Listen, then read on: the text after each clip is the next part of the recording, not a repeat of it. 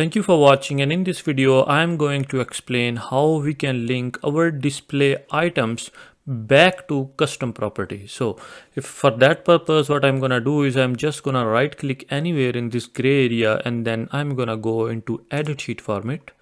So as you can see into the sheet format, if I'm gonna bring my cursor anywhere on these information, so you can see there is a code which is stated PRP sheet description or PRP software file name or PRP revision.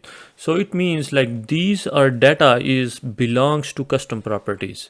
So what I'm gonna do is if I'm gonna go into the annotations and then I'm gonna go into the notes, and then wherever I want to add my note, so what I can do is I can just insert my note box somewhere wherever I want to add, and then I can add my text here, or there are other options like if I want to go into the feature manager, so you can see there is an option for link to properties, or there is another option if you want to insert hyperlink. So I'm gonna go in that and then I can insert my hyperlink or my URL, and then if I'm gonna insert that here, so whenever someone is gonna click on that, so it is gonna move to that hyperlink or that URL. Sorry for distraction, but if you think my videos are helpful for you, or if you are a serious SolidWorks learner, I am gonna highly recommend you can go into the description of this video where you can find my course link in which I have over 10 hours of videos in which I explain each and every command in a detailed way. Thank you.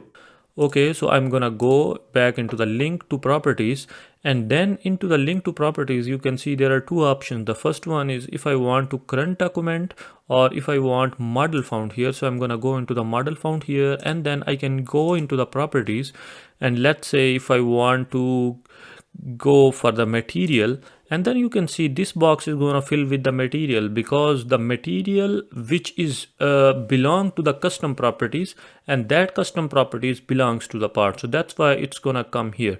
Or you can see we already have a material here, so I want to change it to something else. Let's go and let's say like drawn by. As you can see there is no name like who draw this part, so I'm gonna go into the drawn by. So you can see like the evaluation is uname, so uname is the one who drawn this part, so that's why we can find this name here. And then if I'm gonna click OK, so the name is here, and then after that I can reduce the size, or if you want to change the color, or if you want to change the font or whatever you want to do, so still you can do that. So what you can do is you can just update according to your requirement, and then you can click the green check mark, and after that you can just move it anywhere wherever you want. Suppose I want to move it here, and then I'm gonna click the green check mark. Okay, so if I'm gonna go back into the part, so I'm gonna go back into the part, and then I can go into the custom properties, and then I can see like if there is a drawn by, so that you can see there is a uname here, and even about the material, so this is here and this is the material.